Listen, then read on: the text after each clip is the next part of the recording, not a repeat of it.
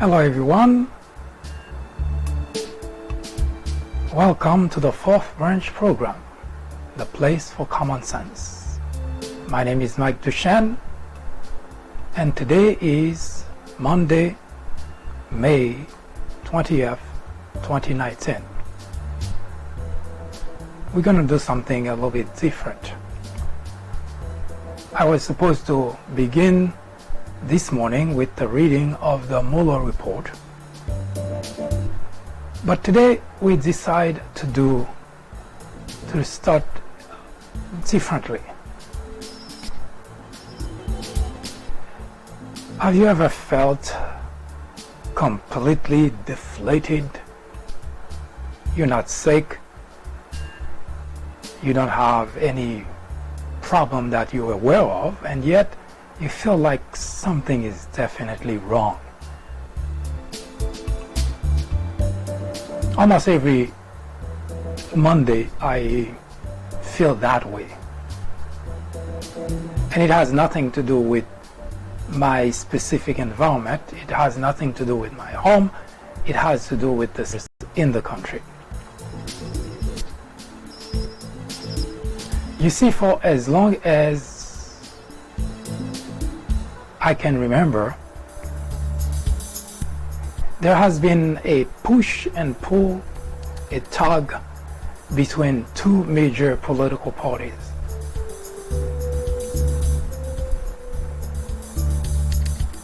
Now, I try to, as best as possible, to explain in this program that politicians have mastered the art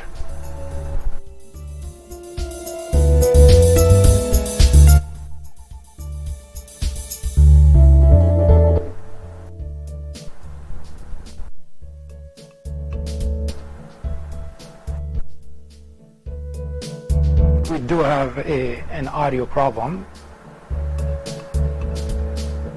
Let's take care of that and continue with the conversation in just a moment.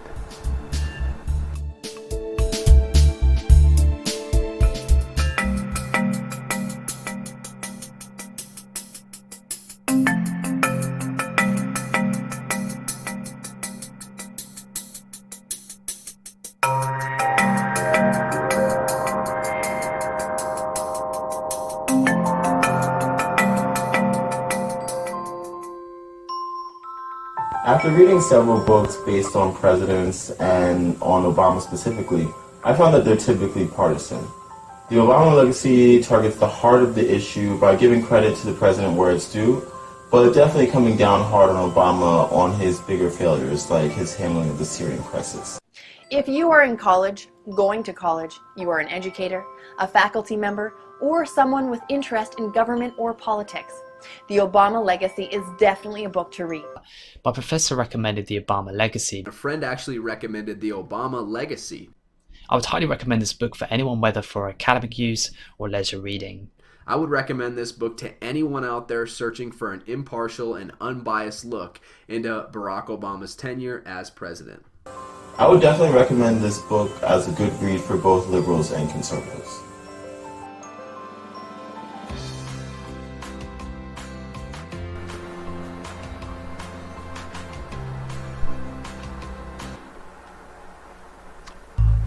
I hope the problem has been resolved. I started saying earlier that every Monday morning I wake up deflated, nothing to do with my specific environment, but rather the state of affairs in the country. More specifically in regards to the two major political parties. Politicians have mastered the art of pinning one constituent against the other. But unfortunately, we fall for it. You see, politicians do not have, and this blanket statement is not a mistake. It's unfortunately a reality that we ought to change. Politicians do not have our interest, the interest of the constituent at heart, they probably started that way. Because as I mentioned before in this program, I cannot imagine that someone would wake up one day and say, I'm going to run for public office, whatever it is, mayor, governor, senator, congressman, president, and just to screw people up. I doubt that's the way that it started.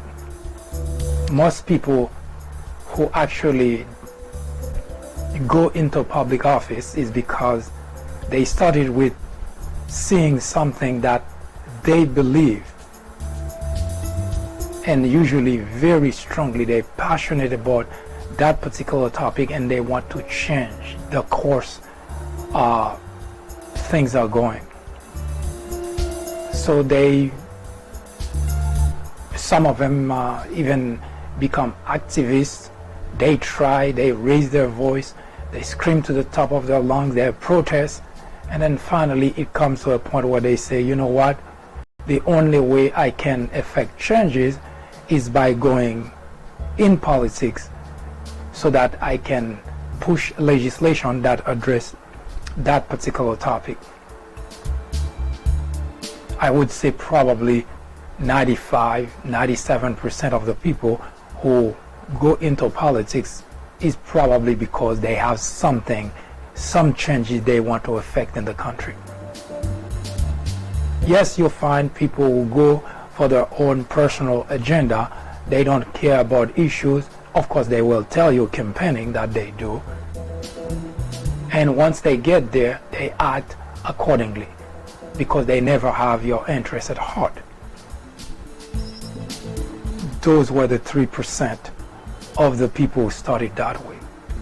But the 97% who actually started with something good in mind, a noble cause, when they get elected, because that's what they use to campaign to ask you to vote for them, but once they get elected, they automatically don't see you, the constituent, as a party of interest anymore, because now they're more concerned about their job, they're more concerned about staying where they're at than even the issue that they tell you they were going to go to Washington or wherever to fight for you.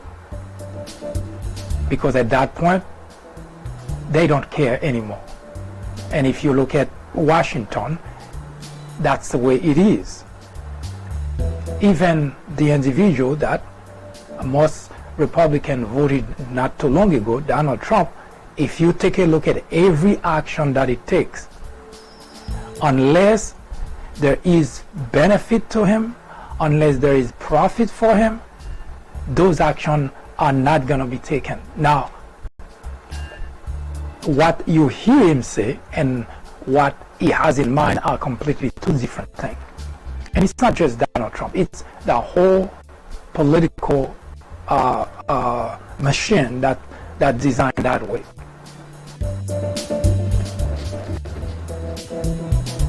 Unfortunately, we, the constituent, we get embroiled in this fight instead of keeping our eyes on the important aspect of the issue. Now we start fighting each other, one another, because now it's a damn liberal versus a stupid conservative. He's a libtard versus, well, someone who is a liar. And the winners are the politicians. And they love this kind of fight, because that guarantees their position wherever they're at, in Washington or in the state, wherever they happen to be. They love the idea that the constituent cannot figure out this game. And if you look, what do you see? And Donald Trump in particular has been really a genius at that. He makes sure that he riles up the people who support him to have a beef against the Democrats, against anybody, as a matter of fact, against anybody who doesn't support Donald Trump, Democrat or Republican. Even managed to get his fanatics to go after Republicans who happen to see that the country is moving in the wrong direction and say so. So Donald Trump has been a master at that game.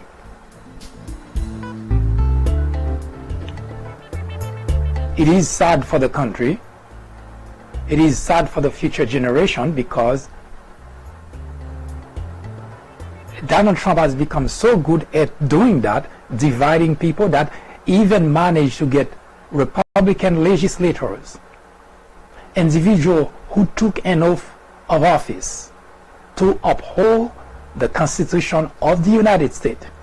Yes, even Republican legislators whose primary job is to exercise oversight on the executive branch, Donald Trump managed to get them to become partisan and forget about the job for which they were elected. And Donald Trump has been so good at that that not only he managed to get those legislators to do his bidding, but he also managed to get the constituent to be so riled up that now it's not a matter of the country, it's a matter of Democrat versus Republican.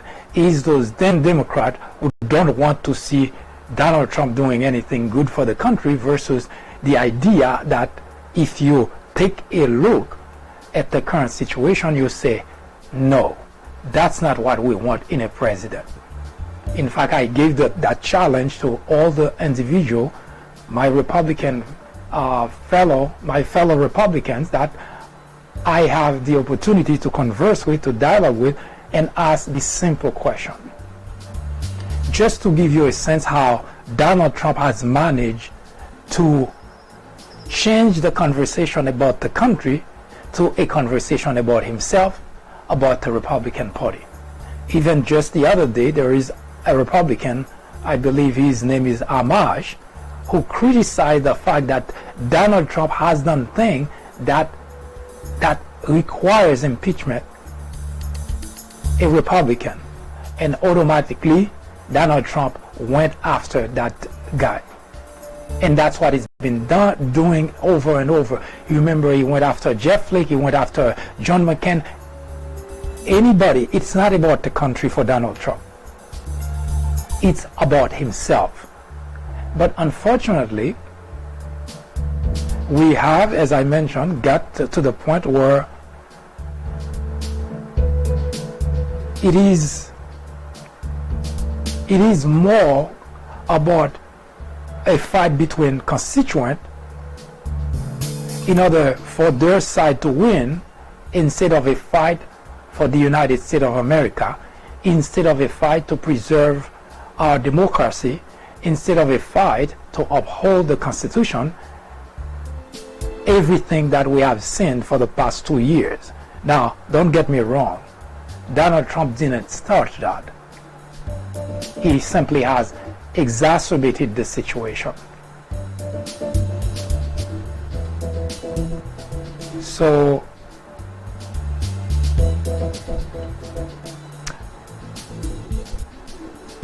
you cannot feel good waking up and think, what the hell is going on with this United States of America? Why are the legislators we sent to Washington, why are they not doing the job for which we elected them?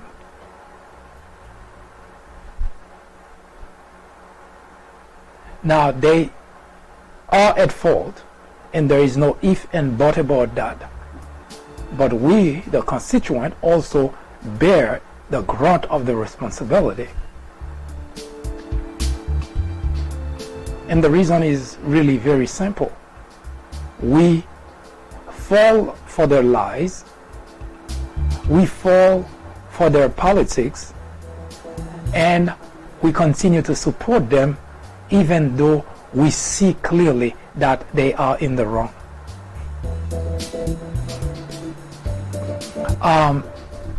Rick Scott, now senator from Florida, as well as Mike Brown, is a senator from Indiana. A couple of weeks ago, they introduced a legislation proposal, and one such item is to limit the number of terms legislators spend in Washington. And they limit it to 3. Of course, a president can have 2 terms in office, so they limit it to 3. Even Republicans started to see, we're talking about legislators, started to see the problem in Washington is caused mostly by people like Mitch McConnell, Lindsey Graham, who have spent so much time in Washington that their concern for the constituent is not a priority. Their concern for the country is not a priority. Upholding the Constitution, make sure the rule of law is not trampled, that's not a priority.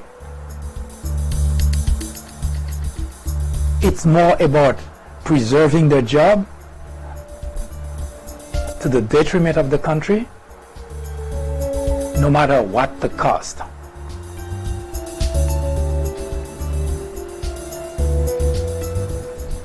And I say we, the constituent, we have our share of responsibility for this problem. And the reason is because, obviously, every time that there is an election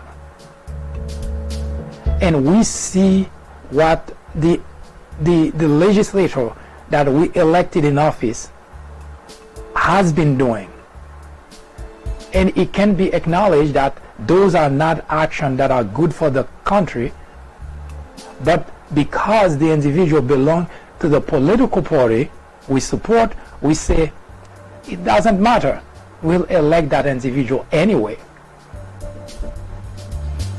I asked my fellow Republicans in conversation, how many of you would use Donald Trump as a role model for the children, for their children or grandchildren? Even the most audacious individual could not bring himself to say, I would. Now, if you can guess why, or you don't have to guess why, you've been watching, you've been observing, you've been listening, Donald Trump in action. Why, how, unless someone is completely blind, no one would pick Donald Trump, would choose Donald Trump as a role model for the next generation. And that's where, again, it becomes so obvious that the constituent are responsible, or at least partly responsible, for the state the country is in today. Because if you see the danger and you decide for whatever personal reason that you have that could benefit you, that you're going along with it, then you become a part of the problem.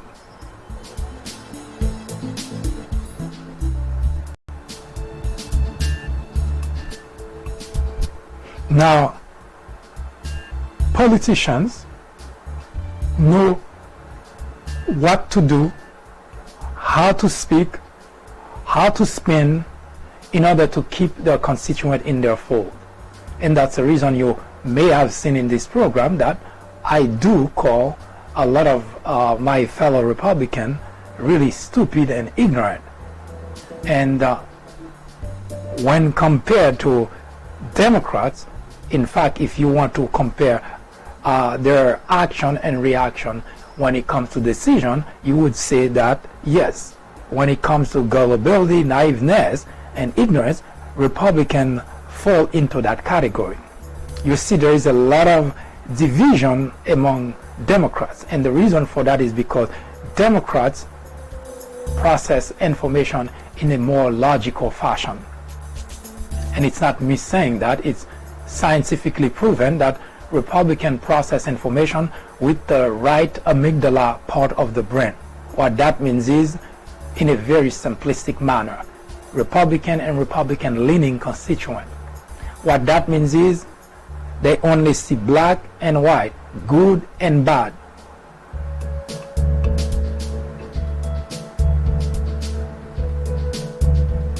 Democrats, on the other hand, are more inclined, well, actually, scientifically proven, Democrats process life-related information with the left postula of the brain. What that means is logic. They use logic. So bad has different degree of bad. Good has different level of good. Wrong has different level of wrong because they process the information that way. Republican constituent only have one way of processing. It's either good or it's bad. As such, the Republican legislators, politicians, they're very good at exploiting that weakness.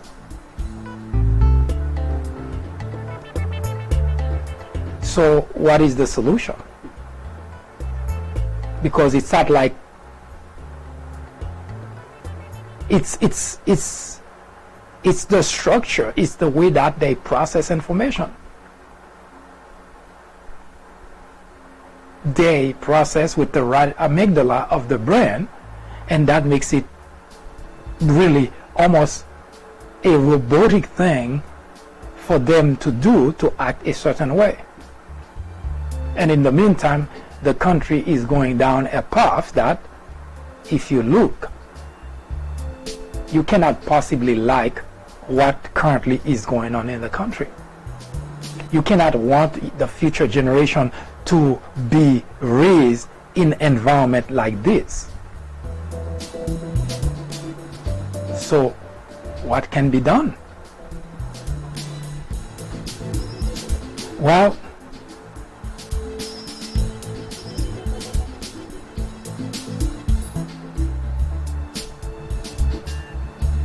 not sure yet, but we'll take a quick look at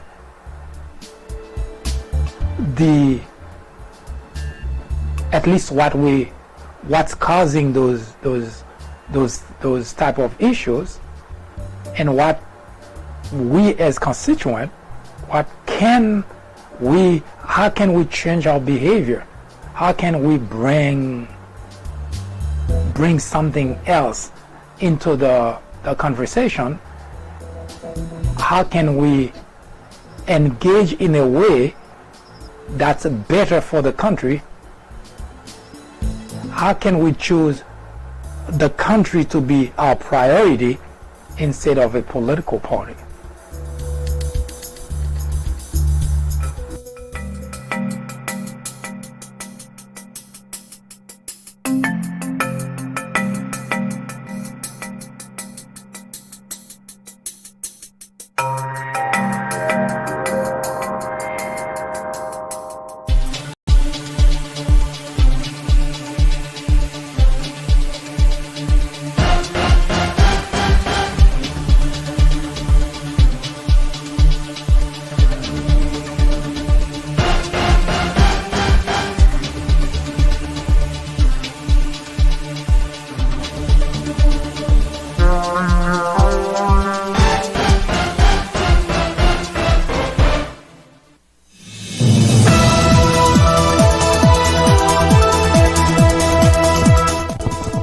From New York City at the top of the hour, every weekday from 10 a.m. to 2 p.m. The Fourth French presents discussion, debate, commentaries on social, political issues, current events, sports, entertainment, religion, education, science, and every Saturday at 10:30 a.m. for a full presentation on controversial issues such as war on blacks, are Republicans dumber than Democrats? Information which might irritate you, make you cry, make you laugh, but above all, will make you smarter. Join us every time. It is the right thing to do. It is the only way to keep your sanity in a world of chaos, hypocrisy, immorality, and deception. Welcome to Common Sense.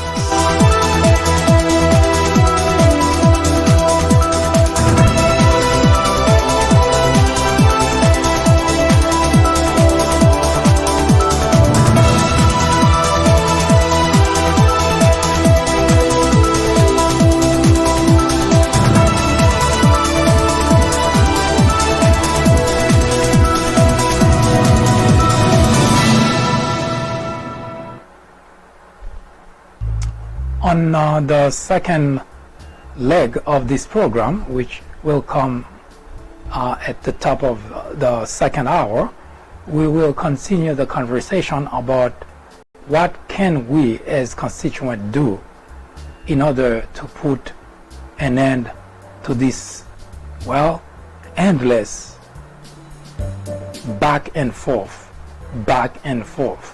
tug of war between Democrats and Republicans, and restore the United States of America to be once again the shining city on the hill. I am Mike Duchesne, and you are on the Fourth Branch program, the place for common sense. See you shortly.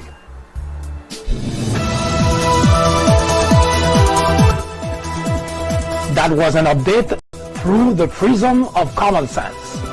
Join us again at the top of the hour. I am MD, host of the Fourth Branch program, the place for common sense. Send us comments, criticism, suggestion, or simply let us know how we're doing. Thank you for watching.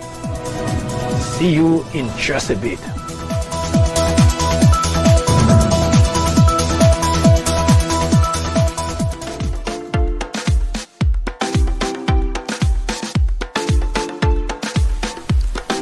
The Fourth Branch podcast is brought to you in collaboration with the People Branch publication, which can be found on the People Branch website, located at peoplebranch.org. That's peoplebranch.org. That's peoplebranch.org website, in which you will find a number of very interesting articles. My name is Mike Duchesne, MD for short. I hope you have a great afternoon or a great evening, whichever it happens to be. Hopefully you can join me again next time for another interesting episode of this podcast. That was the Fourth Branch, live from New York. Good day.